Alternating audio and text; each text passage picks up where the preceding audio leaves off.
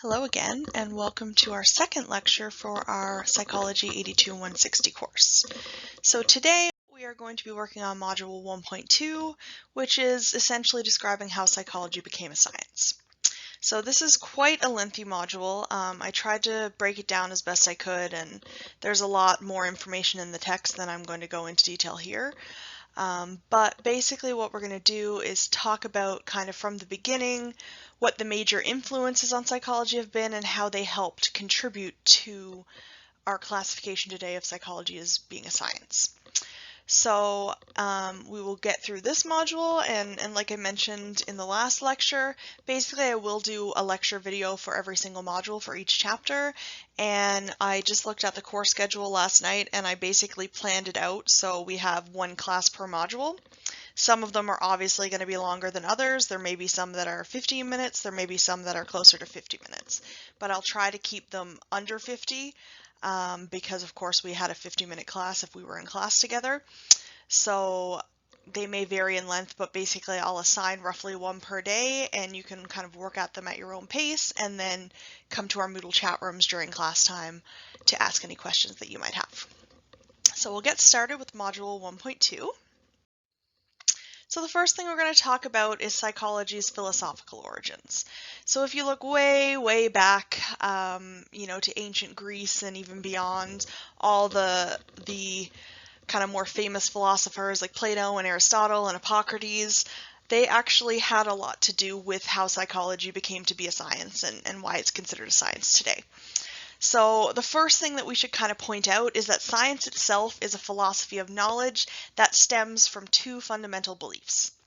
The first is called empiricism, and basically it's a philosophical tenet that knowledge comes from experience and is based on careful observation, not common sense or speculations. So it kind of goes along with the old saying, seeing is believing. Basically, empiricism would say that in order for you to prove something and to kind of show that knowledge exists, you must be able to observe it and to experience it. The second fundamental belief that kind of makes science what it is determinism, which is the belief that all events are governed by lawful cause and effect relationships. So this one is a little more controversial. A lot of the time in psychology and in every other science, when we're conducting experiments, we hope to find a cause and effect relationship. But if we talk about every single thing in the world as being kind of cause and effect, that kind of begs the question, does this mean that we do not have control over our actions? So determinism would kind of seem to imply that we just do things because of these cause and effect relationships.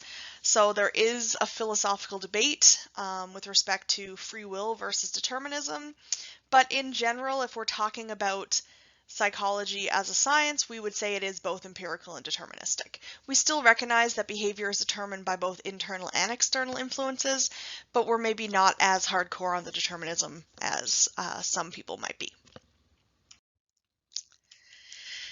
So now we'll go way back to ancient Greece and Hippocrates, which you may have heard of if you've ever taken a philosophy course or read about philosophy. And he essentially developed the first personality classification hundreds and hundreds of years ago. So it was a very rudimentary system. He essentially said that personality could be classified based on the 4 bodily humors or fluids that we have in our body, and that our the varying amounts of each that we have would lead to different personality traits. So another guy named Galen of Pergamon, he suggested a few years later that the 4 humors combine to create temperaments. So we could have sanguine, which is based on the amount of blood, choleric, which is based on the amount of yellow bile, melancholic, which is based on the amount of black bile, and phlegmatic, which is based on the amount of phlegm.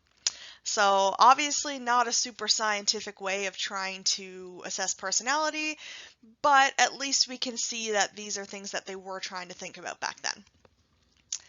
Unfortunately, it took psychology until the late 1800s to actually become scientific. This is probably largely in part due to the zeitgeist. So a zeitgeist is kind of like the spirit of the times. So it's a general set of beliefs of a particular culture at a specific time in history. So unfortunately, back in the 1600s, 1700s, people just didn't seem ready to accept a science that studied human behavior and thought.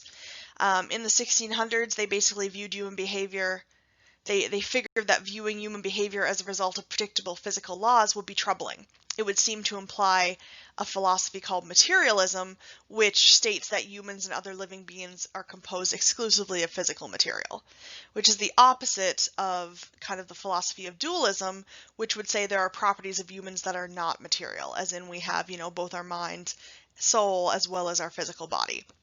So in the 1600s, they were still kind of trying to wrap their head around these different concepts, and they didn't really want to try to study humans scientifically because they still wanted to believe that humans were unique in terms of other animals and other species, and that we couldn't really be studied in that scientific way. We also have some influences from physics over the years. So one of the major researchers involved in kind of bringing what we call psychophysics to psychology was a man named Gustav Fechner. So he was a physicist, and he basically coined the term psychophysics, which described the study of the relationship between the physical world and the mental representation of that world. So for example, there's something called the just noticeable difference. So if you were holding, a 1 pound weight in one hand and a 10-pound weight in the other hand, and somebody takes a 1/4 pound weight and puts it on top of the weights in each hand, even though they're adding the same amount to both hands, the hand that originally held the 1 pound is probably much more likely to notice the difference, right? Because if you're adding a 1/4 pound to 10 pounds, that's not going to make that much of a difference, but a 1/4 pound added to 1 pound is probably going to be noticeable. So basically, he was very involved in kind of studying that relationship, the sensation, how much of a sensation, so a weight or a light or a sound wave, do we have to be exposed to impact our actual perception, our mental representation of that sensation. So his work served as the foundation for the modern study of perception, and we will actually have a whole chapter on sensation and perception a little bit later in the course. We also saw some heavy influence from evolutionary theory. So you've probably all heard of Charles Darwin before. He created the theory of evolution by natural selection. And just as a refresher, I'm sure you've all heard of it in high school science or biology, but natural selection basically is survival of the fittest. It's saying that the organisms that have the traits that are going to help them survive. So for example, stronger wings or a brighter tail feather or things like that, that those organisms would then be more likely to survive and reproduce, passing on those traits. So he created this theory of natural selection, basically referring specifically to the physical traits that are passed on. But he did also point out that just as physical traits are shaped by natural selection, so is behavior. So behaviors that organisms exhibit, including humans, that seem to be adaptive and seem to help them have a better chance of survival and reproduction, those traits, if they are genetically influenced, should then be passed on to the offspring of those individuals. So behaviors that help organisms to survive and reproduce will, in that way, be passed on to future generations. And we have a whole chapter on biological psychology coming up where we'll talk a bit more about that. Next, we'll talk a bit about the influences from medicine. So obviously, you can probably imagine that medicine contributed considerably to the biological perspective in psychology, as well as to the development of clinical psychology. I'm sure you've all heard of clinical psychology. It's actually the field that I'm going into. I'm starting my doctorate this semester, but basically clinical is the field of psychology that concentrates on the diagnosis and treatment of psychological disorders, so mental illness. Both of these fields, both the biological perspective and clinical psychology, were largely impacted by the study of what we call localization of brain function. And all that basically means is that we have all these different areas in our brains, the different lobes, the different hemispheres, and it's the thought that we should be able to localize the different functions of these areas. So I should be able to say, frontal lobe is heavily involved in our motor responses, or our occipital lobe is heavily involved in vision. So basically taking the parts of the brain and associating them with particular functions is what we're talking about when we say localization of brain function. In the mid-1800s, of course, we didn't have the fancy technology that we have today, so localization was studied in one of two ways. The first was known as phrenology, and I think I mentioned phrenology in the first lecture when I was talking about pseudoscience, because it definitely is a classic example of pseudoscience. It's essentially the notion that mental traits and dispositions could be determined by examining the surface of your skull. So basically, these researchers, one was Franz Gall, and basically he thought that your brain consisted of 27 organs, and I say that with kind of air quotes, that correspond to mental traits and dispositions.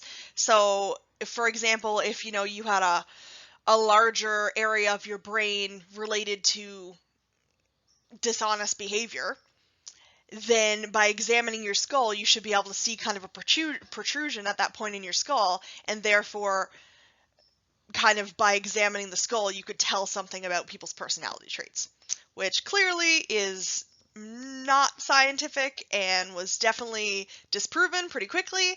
But for a long time back then, when we just didn't have the technology we have today, people really believed in this stuff. The second way that localization was studied was by study of brain injuries. And this one, even though we didn't have the fancy technology, was definitely more scientific than phrenology. So basically, they figured by studying people who had brain injuries, we could see how those injuries have affected their behavior, and then that could help us say, okay, well, if they had damage to their frontal lobe and now they're acting like this, the frontal lobe is probably involved in that trait. So some really classic examples that we talk about are Paul Broca, who was a researcher who basically discovered that one of his patients had had damage to their frontal lobe and they were no longer able to produce speech properly. So then, of course, he determined that this particular area in the brain probably had something to do with speech production. Wernicke was also involved in kind of studying speech, but in his case, it was more speech comprehension and being able to produce, coherent sentences and understand speech. And so he noticed that there was a particular portion of our temporal lobe that when it was damaged, it seemed to create problems with speech comprehension. And then finally, Phineas Gage, who we'll talk about again in the biological psychology chapter, he was kind of the classic example of just how dramatically a brain injury can impact a person's personality and their disposition. So essentially, he was a railroad worker who had an iron rod kind of blasted through his frontal lobe. It was a miracle he survived at the time because it was quite a long time ago, but they noticed that it really dramatically affected his personality. So he acted a lot more impulsively and kind of childlike, quick to anger at times. And so again, that kind of said, okay, maybe the damage to that particular area of the frontal lobe, maybe that particular area must have something to do with your impulsiveness and risk-taking and things like that. So definitely the study of brain injuries was a lot more kind of scientific and gave us a lot more non-pseudoscience-y, I guess, information than something like phrenology. This is a figure from your textbook that basically shows the phrenology map. So again, early scholars believed that the different areas of the brain really were related to all these different personality traits and dispositions, and by feeling around on somebody's skull, you could figure out what their personality traits and disposition might be.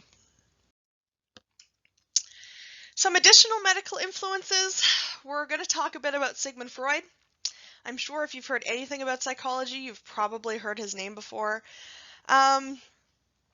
He's a little tricky to talk about because honestly, he did have a lot of really important contributions to the field of psychology, but his research was very unscientific and a lot of his theories were out to lunch. So we'll talk a bit about him and we'll talk much more about him within the rest of the course in different chapters.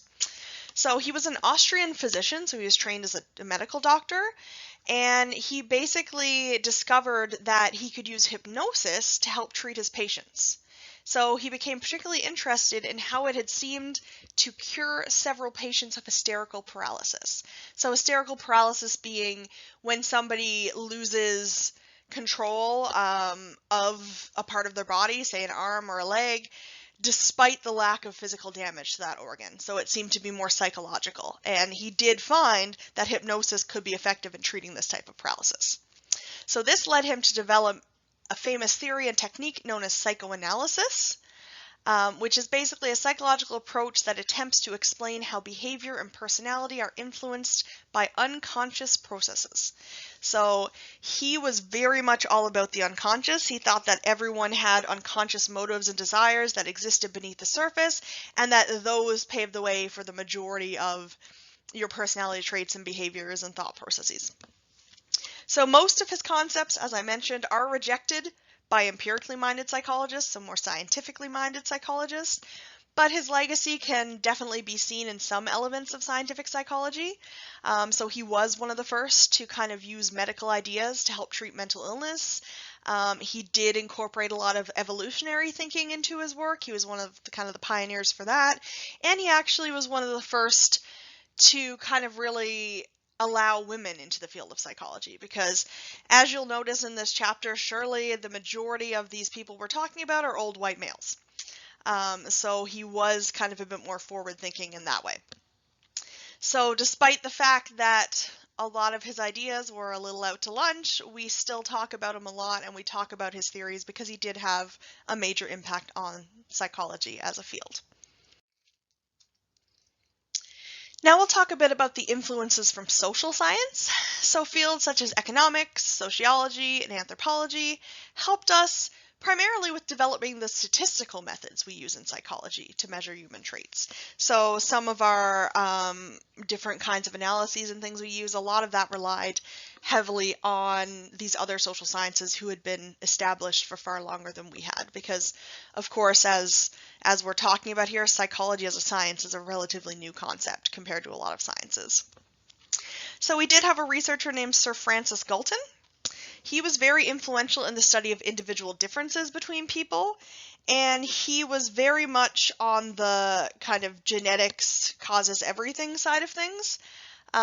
He was one of the first, in fact, to scientifically examine the question of nature versus nurture, and you will hear nature versus nurture probably about 600 more times throughout the course of this course, strictly because with anything, with any behavior, with any kind of cognitive process, there's always a little bit of genetics or nature involved, and there's always a little bit of environment or nurture involved. So basically, this whole question is saying, how does our heredity, so our nature, our genetics, influence our behavior and our thoughts and our beliefs, and how does our environment, or kind of the nurture aspect, influence our behavior and our thoughts and beliefs?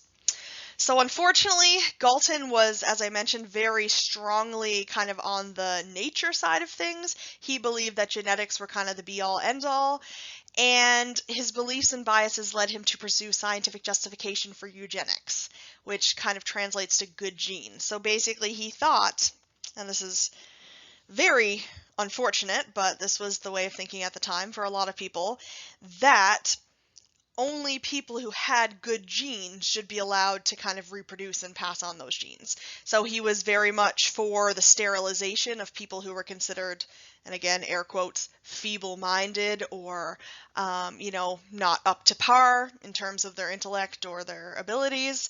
And this kind of thought pattern was actually what influenced the likes of Adolf Hitler in terms of kind of justifying, we need to get rid of a certain amount of people because they aren't as deserving of existence as others. So unfortunately, some of Galton's beliefs led to some not so great movements as well. So now we have gotten to the birth of modern psychology. So all of those things that we talked about were different kind of fields that influence psychology as a science. Now we are going to talk about when psychology really became kind of officially classified as a science. So thankfully, by the late 1800s, the zeitgeist had changed. So the study of human behavior was now considered acceptable. It was something that was open to interpretation and study. So we have a man named Wilhelm Wundt, and he is widely regarded as the father of psychology. He established the first psychological laboratory in Leipzig, Germany in 1879. So that was when officially the first psychological laboratory was established, and he was also the first person to announce in 1873 his intention to make psychology a science. So he was trained in both medicine and philosophy, which is kind of an interesting combination, and both, as we just talked about, strongly influence psychology. So we really do kind of look to him as kind of the father of our modern psychology. His primary research method was known as introspection, which basically means to look within.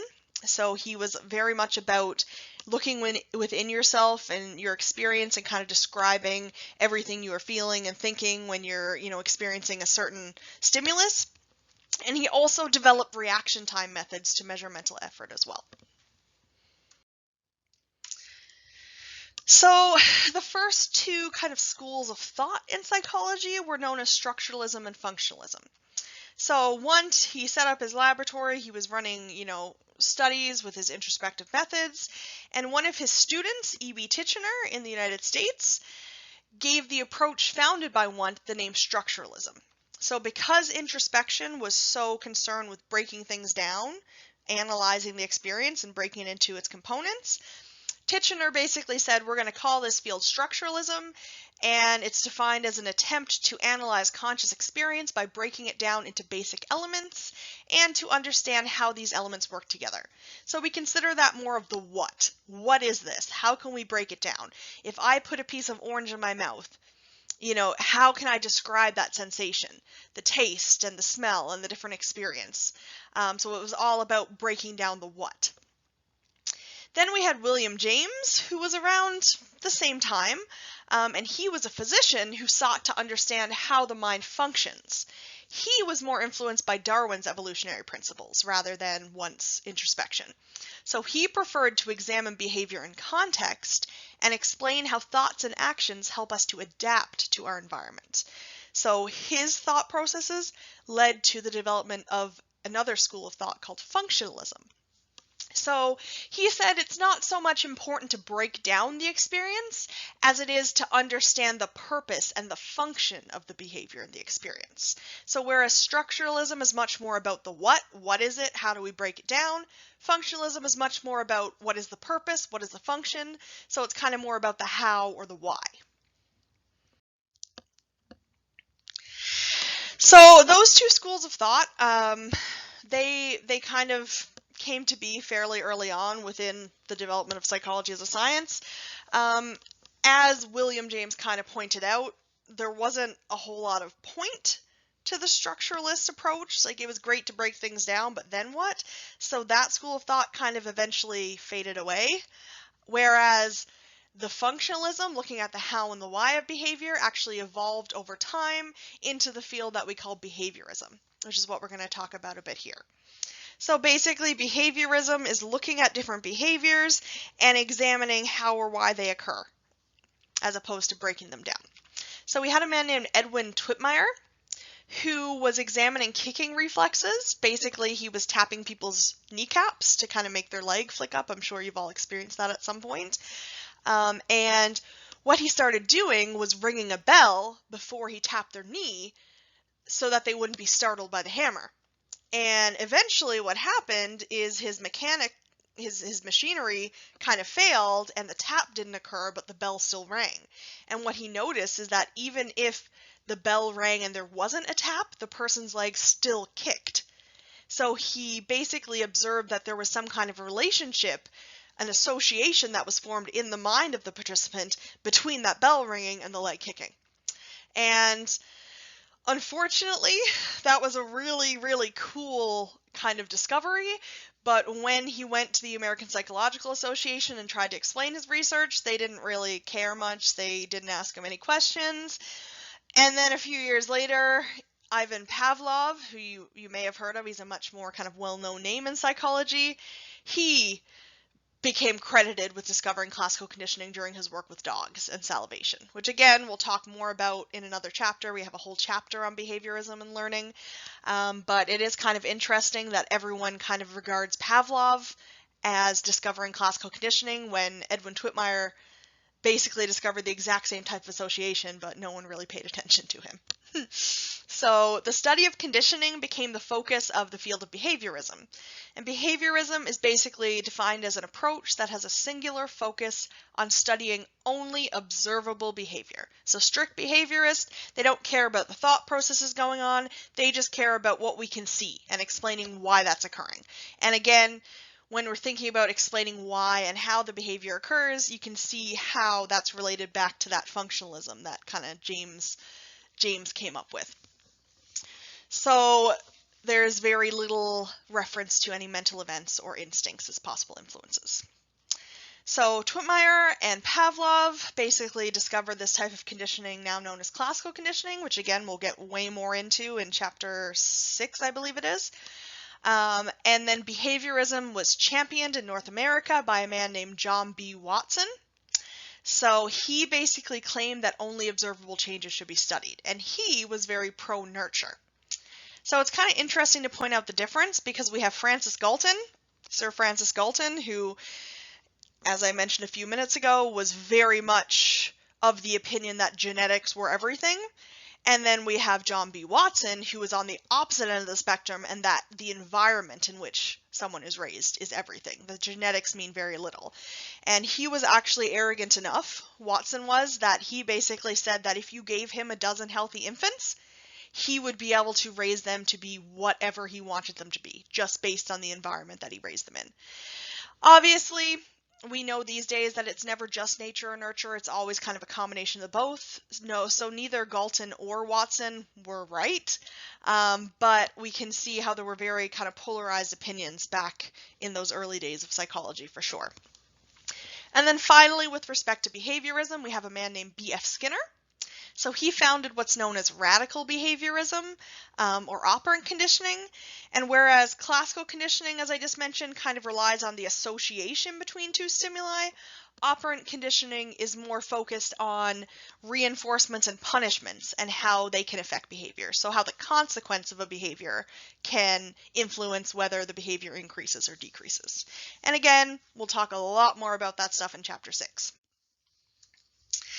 Briefly, just to mention some other emerging perspectives, we have humanistic psychology, which focuses on the unique aspects of each individual, free will, rational thought, and recognizes humans as fundamentally different from other animals. So basically, just as we can't treat the study of humans like we would any other animal, we have to recognize they are different, they have free will, they have rational thought, there are a lot of things that set them apart from other animals.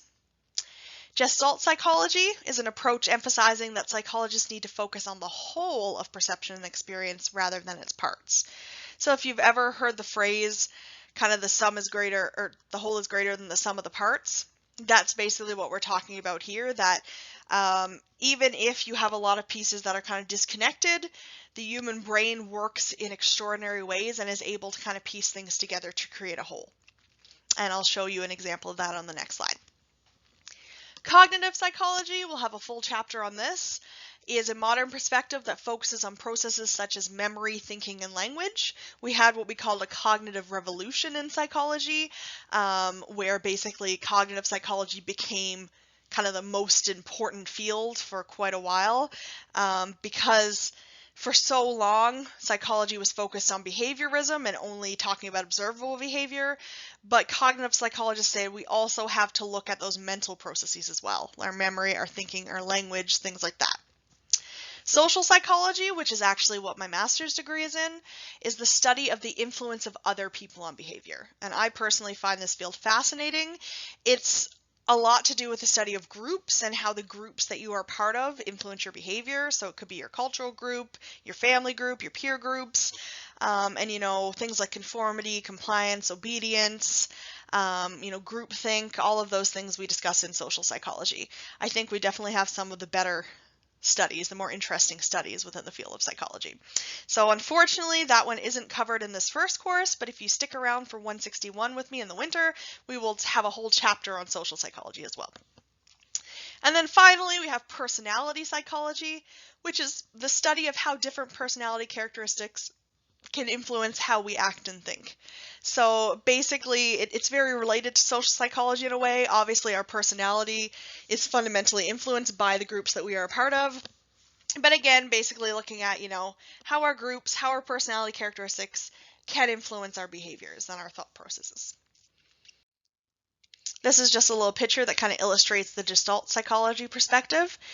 So they emphasize the ability of us as humans to perceive a whole rather than a bunch of different parts. And we'll talk more about this in the perception chapter. But for example, if you look at this, you probably perceive a sphere. You perceive kind of a ball in the center of this picture, even though literally the picture is just a bunch of triangles. So that's basically what we're talking about here, that the sum, the whole that we perceive, is greater than the sum of all the individual parts. And it kind of attests to our extraordinary cognitive abilities as humans. Just to kind of wrap up this chapter, at least the chapter as it is in this textbook, we'll talk a bit about the emerging themes in psychology. So psychology of women. In the 1960s, we saw a dramatic shift in both the role of women in society and the study of psychology of women. So as I mentioned earlier, if you look in the textbook at these pictures, it literally states it right out there at one point and says, if you look at all the pictures that are displayed in this chapter, you would think that psychology is exclusively the domain of old white men, because that was what most of the original researchers and influential people in psychology were.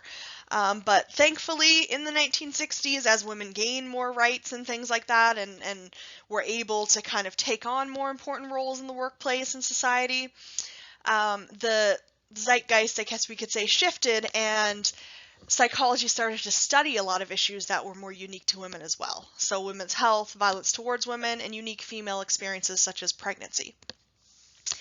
We also have comparing cultures as an emerging theme in psychology. So cross-cultural psychology basically draws comparisons about both individual and group behavior amongst cultures.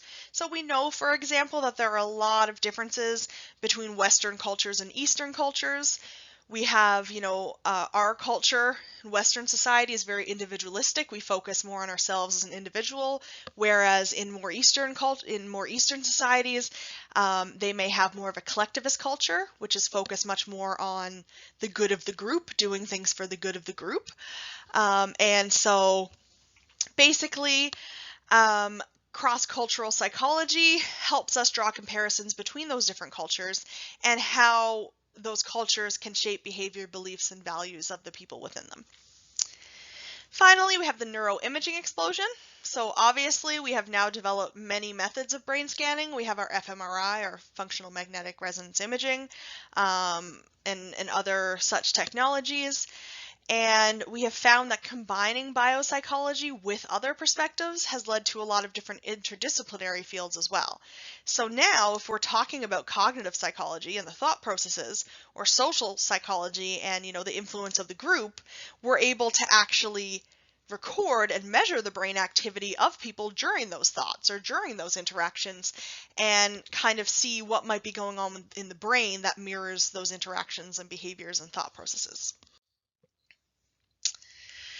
Then we have the search for the positive. So a lot of psychology thus far that we've discussed really focuses on the negative things that happen. And so positive psychology kind of came to be in order to help people see the good in their lives. So it promotes self-acceptance, improving your social relationships, and kind of trying to achieve your fullest potential. So we do know that positivity in itself has been linked to improvements in some cognitive abilities. And so it's kind of nice that there is that field that's kind of more exclusively studying the more positive aspects of psychology. And I actually believe that this year is the first year we're going to be offering a positive psych course at BU. So that's kind of interesting. And if that's something that interests you, then hopefully that course will stick around for a few years and you'll be able to take that as well. And finally, we have psychology in the real world. So applied psychology, I kind of touched on this briefly way back at the beginning, but it's essentially taking the results of psychological research and applying them to real-world settings. It can take place in schools, in the workplace, in the military, or a number of other settings. So human factor psychologists, for example, they help to ensure that our interactions with technologies are intuitive and efficient. So there are a lot of different ways in which we can take the research being done in psychology and help apply it to real-world settings in order to help improve outcomes for people. And if you're interested, it's a very large figure in your textbook, but if you look back to figure 1.5, which I believe is on page 14, it's a giant map of all the major events in the history of psychology. So if you're kind of struggling with keeping all of these things in order in your mind, then that might be a great place to kind of go back and review. That being said, I am not going to be asking you for names and dates. Well, names, you should know the major names, but like I don't care about when they were born. You know, you should probably know that Wilhelm Wundt created that initial psych laboratory in 1879. That's pretty much the only date I would keep in my mind. But really, it's more about understanding the general flow and how these different fields have influenced the development of psychology as a science. So that is basically it for what's covered in the textbook chapter. Unfortunately, I feel like it does psychology kind of an injustice to not talk about what we can do with psychology, and our older textbook did talk a bit about that, so I am going to take just a little bit of time to go through some of the different careers and fields in psychology, because you're taking an intro psych course and maybe you're doing it just because it's a requirement for your degree, but maybe you might find it interesting and want to know a bit more about the different careers that are out there. So we'll talk just briefly about this. So when most people are asked what they think a psychologist does, they probably think of a therapist sitting in an office listening to a client. That's kind of the stereotypical view of psychology. While this is definitely true for many psychologists, there are also a variety of other types of careers in psychology which generally fall into one of three categories.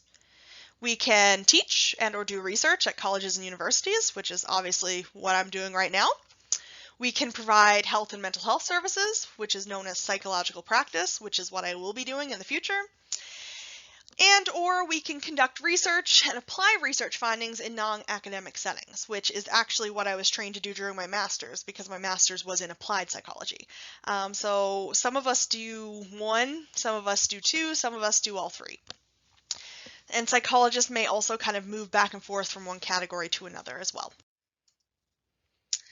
So just to touch on some different types of fields in psychological research, we can have experimental psychologists who are conducting laboratory studies in different areas. So pretty much all of the types of psych we've talked about so far, there are people conducting experiments within them. And so they would be considered the experimental psychologists.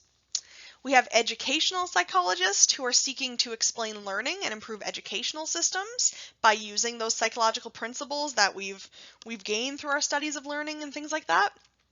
We have developmental psychologists, which, as the name implies, they study development. They study how people grow and change over time. You can have the majority, I would say, of developmental psychology focuses on child development, just because it is that period in life in which development is so rapid. But we do have other psychologists who focus on geriatric development, so development later on in life, in the later years. So they're basically just studying how people grow and change over time in terms of their physical, mental, and social changes. We have industrial organizational psychologists who study behavior in the workplace. So they're the ones who might be working with, say, HR, and they're trying to help improve workplace morale and resolve workplace tensions and issues, things like that. And then finally, we have psychometric psychologists who are involved in all of these fields in one way or the other, because they are the ones who are designing and evaluating the tests that other psychologists are using. So if you have an aptitude test, if you have a personality test, if you have an inventory for depression or anxiety, all of those tests are going to be created and subsequently kind of tested to make sure that they're reliable and valid by the psychometric psychologists. So they really are super important to the field of psychology as well. So just to kind of go a little bit more in depth into psychological practice, as you know by now, that is obviously a really important area to me, given that I am going into clinical psychology. We actually see that more than half of psychologists in Canada are psychological practitioners, so they're working within the mental health field. Their goal is to improve both the physical and mental health of their clients. So with respect to psychological practice, we can have counseling psychologists who are typically helping people deal with everyday problems, maybe some mild mental illness, anxiety, depression, but not really going in depth into like the more severe cases of mental illness. Others are school psychologists who basically work to enhance students' performance and resolve their emotional difficulties within the school system. And many are what I will be training for, which is a clinical psychologist, We can diagnose, study, and treat mental and or emotional problems, and with clinical psychology, the disturbances will range in severity. So whereas a counselor would probably mostly be dealing with milder mental illness, milder cases of depression and anxiety, a clinical psychologist could be dealing with anxiety and depression, but they could also be treating, more severe psychotic and personality disorders. So most provinces allow psychologists to practice with an appropriate master's degree, but the majority of clinical psychologists have a PhD, an Ed.D., which is a doctorate of education, or a PsyD, which is a doctorate of psychology. So that's the one that I will be pursuing. So basically, to be considered a clinical psychologist, because you have a bit more responsibility in terms of diagnosis and treating more severe illness, you are going to have at least that doctoral level of training. Many people confuse clinical psychologists with some of these other terms. So we have psychotherapists, psychoanalysts, and psychiatrists. But in fact, all of these terms mean different things. A psychotherapist is anyone who practices any kind of psychotherapy. So this term is a little bit dangerous because it's not legally regulated. There isn't any particular necessary certification to call yourself a psychotherapist. So we have to be very careful to ensure that if you are seeking therapy, you want to make sure the person has appropriate credentials to be able to help you. So if they're calling themselves a psychotherapist, they could have a master's or whatever other degree, but they also could have a certificate for a weekend course. So we do have to make sure that we are connecting with people who can really help us with what we need to be helped with. And that's why, even though this isn't in the current textbook, I like to really go through these terms and let you know what each of them mean. Psychoanalyst, on the other hand, is a person who practices one particular form of therapy known as psychoanalysis. And if you remember back to a few minutes ago when I was talking about Freud, Freud is the person who came up with psychoanalytical theory as well as the psychoanalysis form of therapy.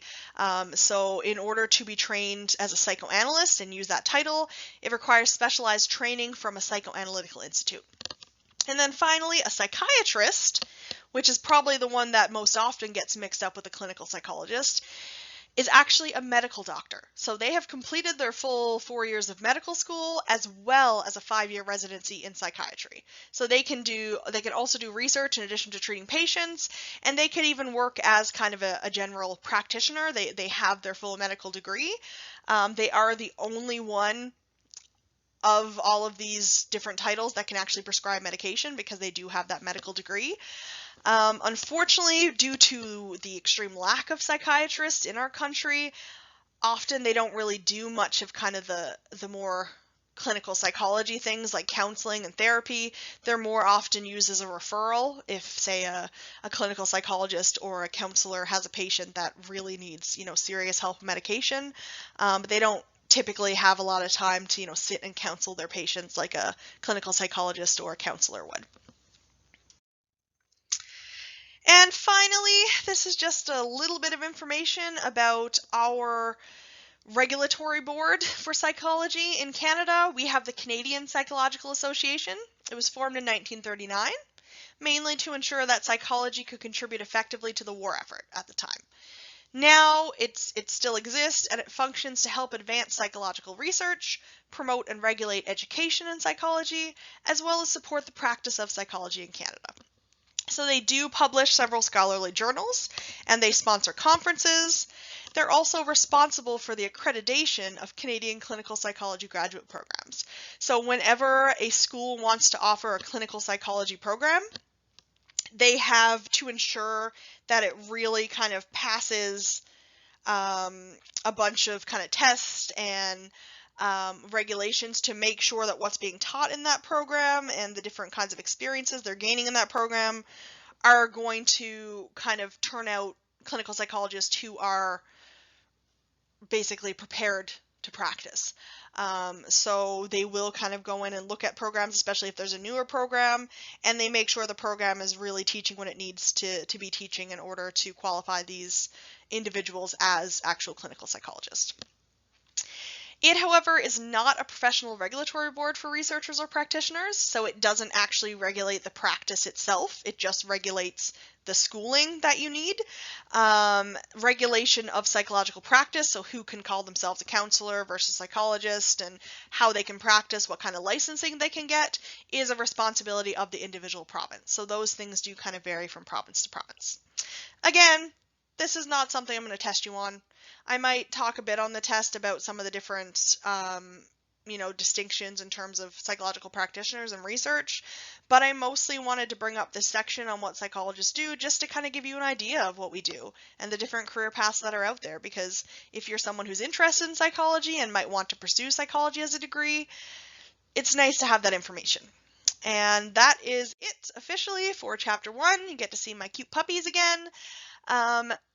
Essentially, I'm not going to talk much more after this about the different careers you can have in psychology, but if psych is something that interests you and you're thinking of making a degree or making a career out of it, definitely feel free to contact me. I love to talk about that kind of stuff. I've had experience with a bunch of different types of programs and different kind of career opportunities within psychology, so reach out to me at any point and we can chat more about that kind of thing. But for now, I'm going to end this lecture, so that is the end of Chapter 1 officially, and this lecture is technically for Monday, September 14th class, so Chapter 2 will start in the next lecture. I'll do the Module 1 of Chapter 2, and that will be our class for the 16th of September. Thanks for watching, and I will talk to you again soon.